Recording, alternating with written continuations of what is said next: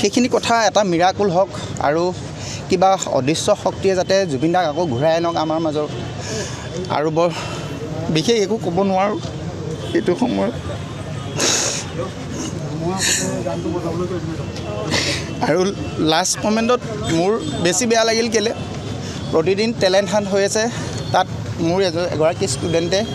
সেই ছেম গানটো নাচিছে আৰু তাত যোৰহাটৰ পৰা তাই চিলেক্ট হৈছে তাই যেতিয়া খবৰটো শুনিছে মই মৰ্মাহত এইটো কাৰণে হৈছোঁ আৰু সেই গীতটি আজি আকৌ শুনিবলৈ মোক সঁচাকৈ পৰা নাই আৰু সেই গীতটোতেই মই কোৰিঅ'গ্ৰাফ কৰিছিলোঁ এটা ৰিয়েলিটি শ্ব'ত আৰু সেই বস্তুখিনি ইমানেই আমনি কৰি আছে আৰু বৰ বিশেষ নকওঁ ৰবীন দা আছে ৰবীন দাই ক'ব জুবিনৰ এনেকুৱা এটা খবৰ যিটো খবৰত আচলতে বিশ্বাস কৰিবই পৰা নাছিলোঁ জুবিন মোৰ বন্ধু সম মোতকৈ প্ৰায় 2 বছৰ 3 বছৰ সৰু আছিল আমি সংগীত একেলগে কৰি আছিলোঁ কিন্তু সৌভাগ্য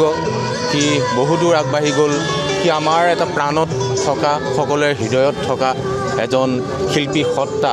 আজি অসমতে নহয় ভাৰতবৰ্ষতে নহয় বিশ্বব্যাপী আচলতে সি সোমাই পৰিছিল গতিকে তেনেকুৱা এজন শিল্পীক আমি এনেকুৱাকৈ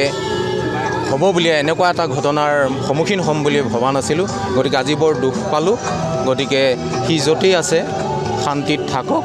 শেষত ইয়াকে মোক কৈ মোৰ তালৈ মই শ্ৰদ্ধা জনাইছোঁ ক্ষমা কৰি হ'ব